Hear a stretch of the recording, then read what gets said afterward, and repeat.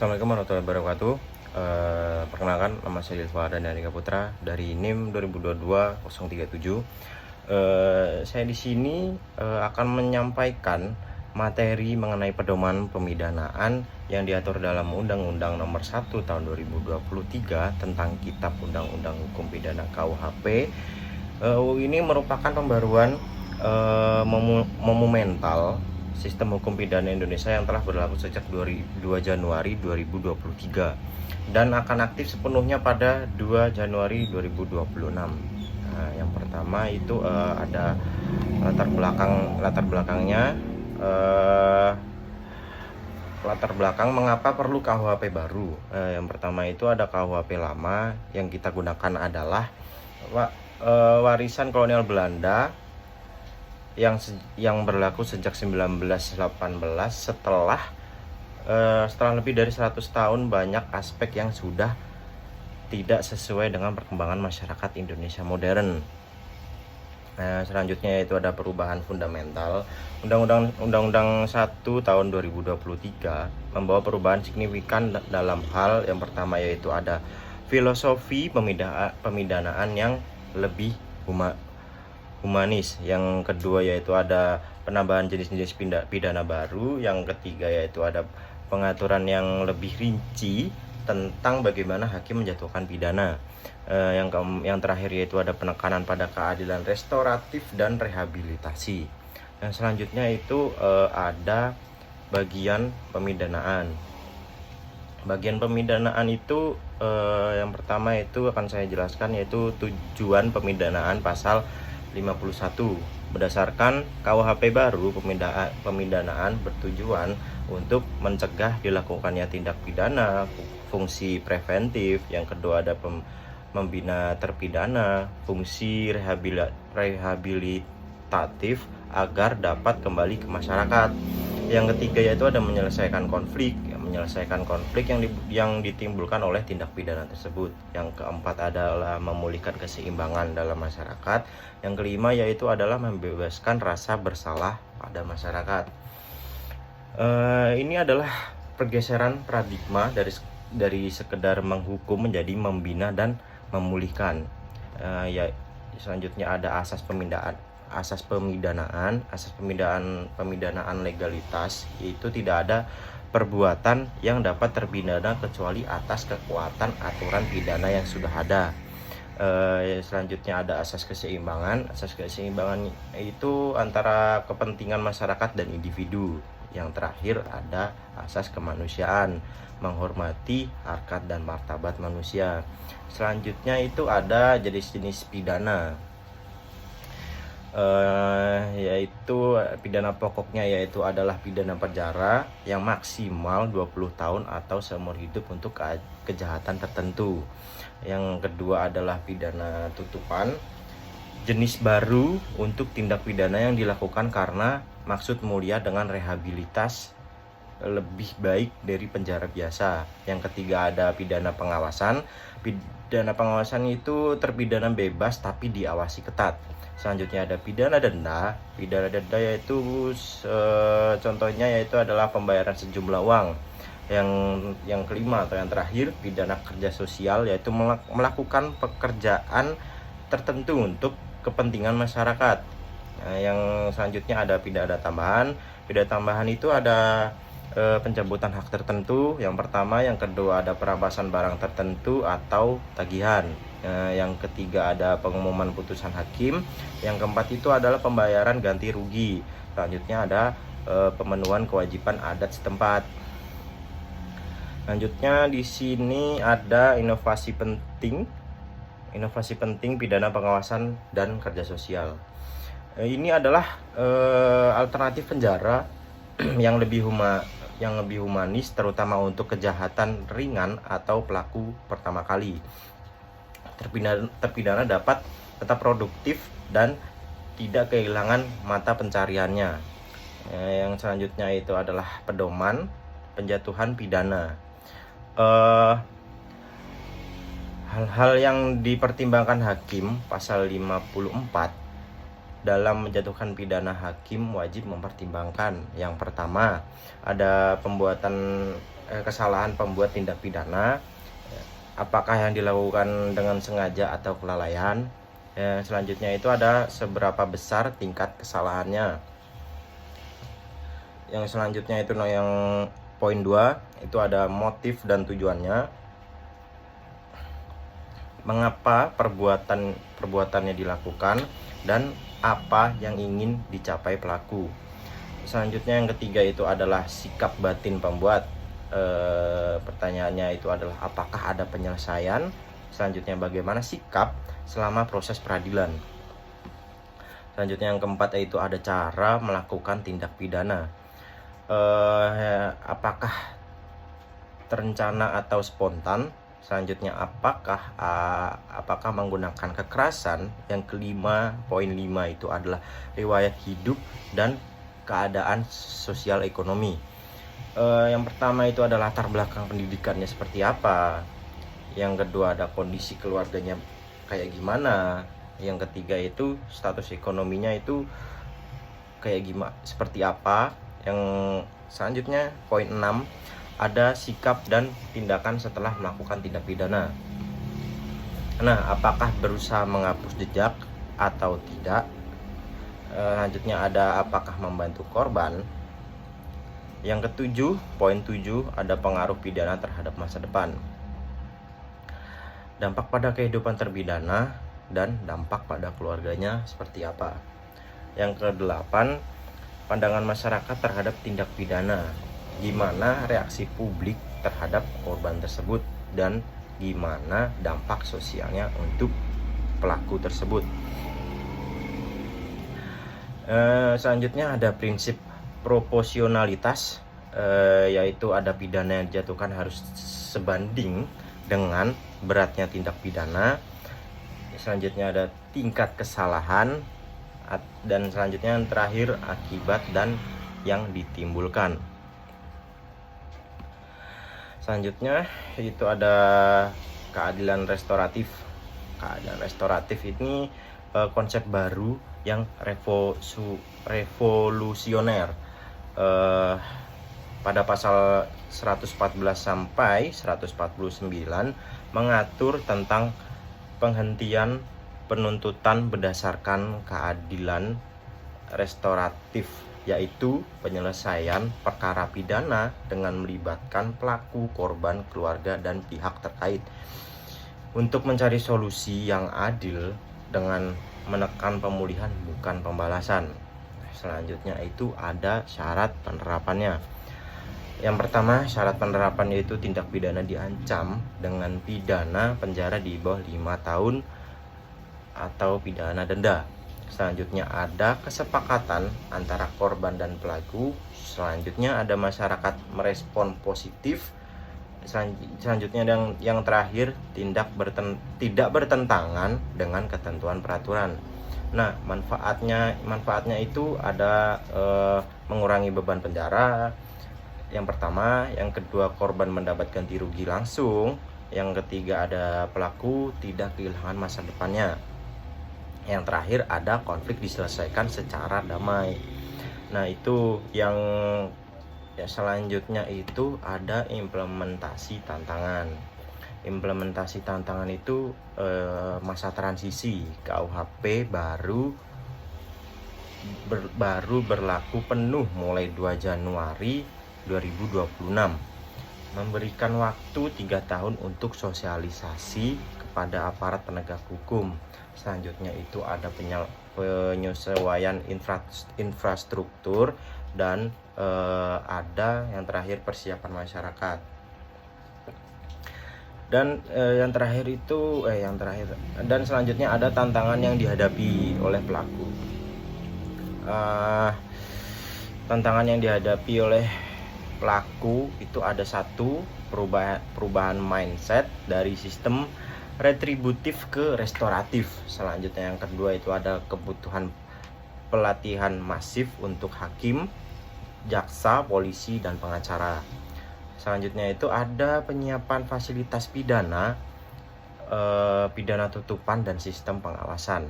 Selanjutnya yang terakhir itu ada koordinasi dengan lembaga adat untuk pidana adat. Selanjutnya yaitu ada perbandingan KUHP lama versus KUHP baru. Perbedaan mendasar dalam sistem pemidanaan.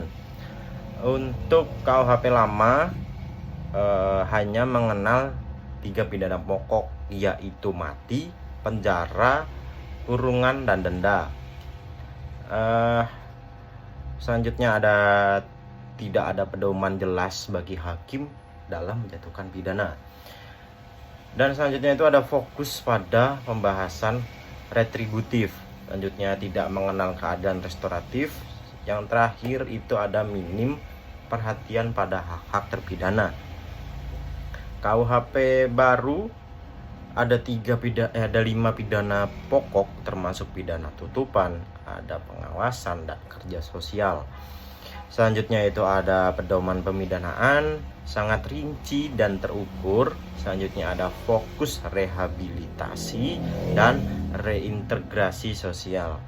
Yang selanjutnya mengakui keadilan restoratif sebagai alternatif penyelesaian. Selanjutnya itu ada penghormatan lebih besar terhadap HAM, hak asasi manusia. Contoh kasus konkretnya yaitu kasus pencurian pertama kali oleh mahasiswa. Dengan KUHP lama langsung diproses ke pengadilan, kemungkinan besar divonis penjara, masa depan pendidikan terancam, stigma seumur hidup.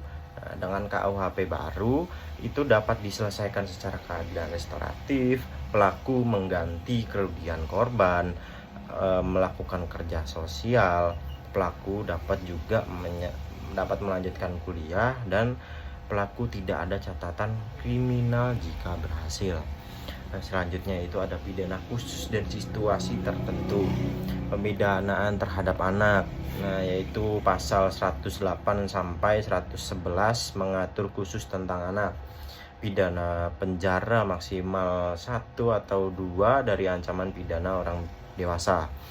Prioritas pada tindakan pembinaan bukan pemidanaan. Fokus pada kepentingan terbaik anak, penempatan di lembaga pembinaan khusus anak atau LPKA. Nah, selanjutnya itu ada pemidanaan terhadap korporasi. Inovasi penting pada pasal 147 sampai 151 mengatur tentang pidana korporasi. Jenis pidana untuk korporasi itu ada pidana denda, bisa sampai miliaran rupiah. Yang kedua ada pencabutan izin usaha. Selanjutnya ada pencabutan status badan hukum. Yang keempat ada pembekuan kegiatan usaha. Yang kelima itu ada penutupan seluruh atau sebagian tempat usaha. Yang keenam itu ada perampasan aset. Yang ketujuh ada pengumuman putusan hakim. Selanjutnya siapa aja yang bertanggung jawab? Yang bertanggung jawab itu ada pengurus yang memberi perintah, pengurus yang tidak mencegah, korporasi itu sendiri. Contoh kasusnya itu ada perusahaan yang melakukan pencemaran lingkungan, dapat dipidana bersamaan dengan direkturnya. Perusahaan membayar denda dan ganti rugi, direktur dapat dipenjara. Selanjutnya itu adalah pemidanaan percobaan pasal 70 sampai 73.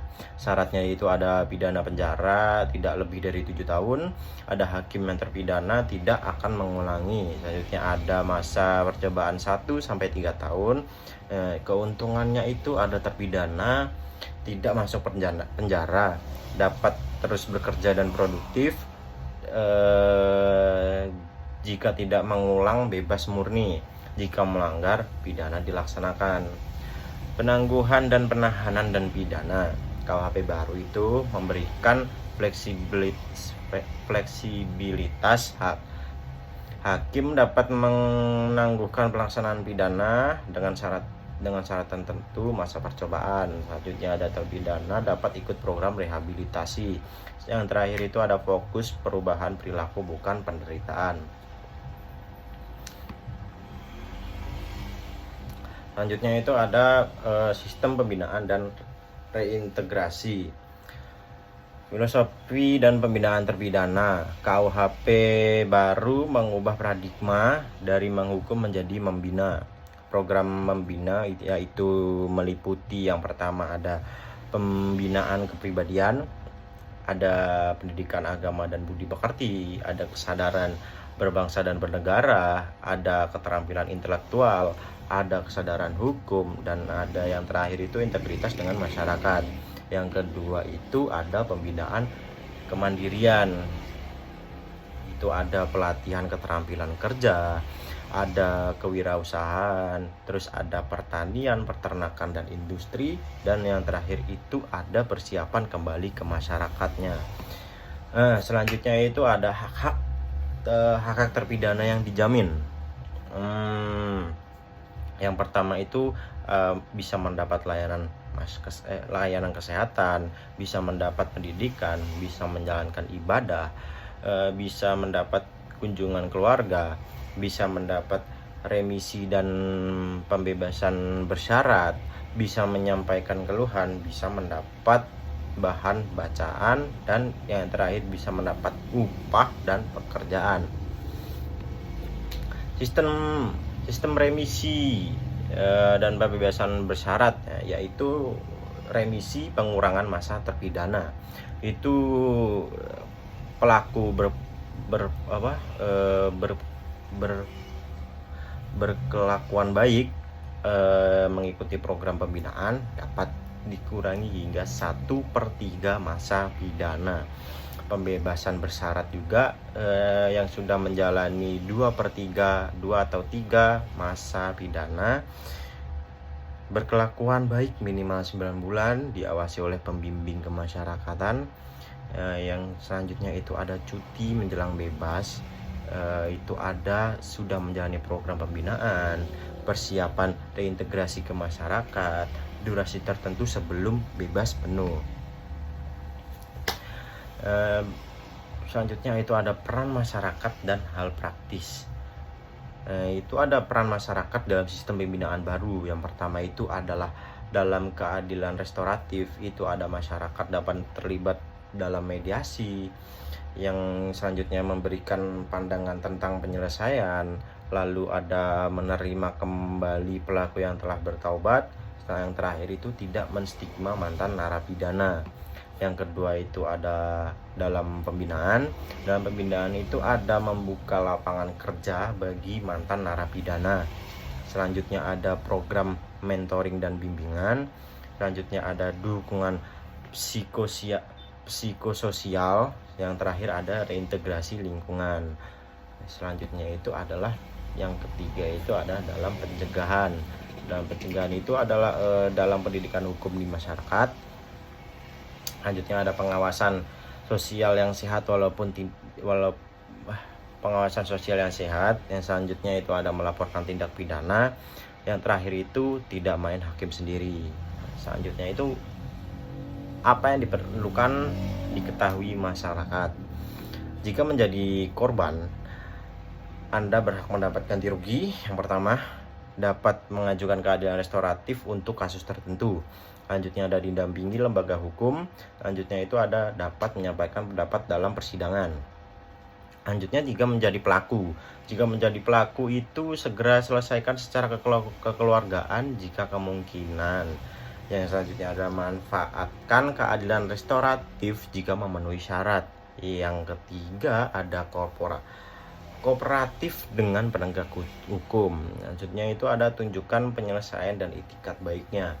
Yang terakhir itu penuhi hak-hak korban.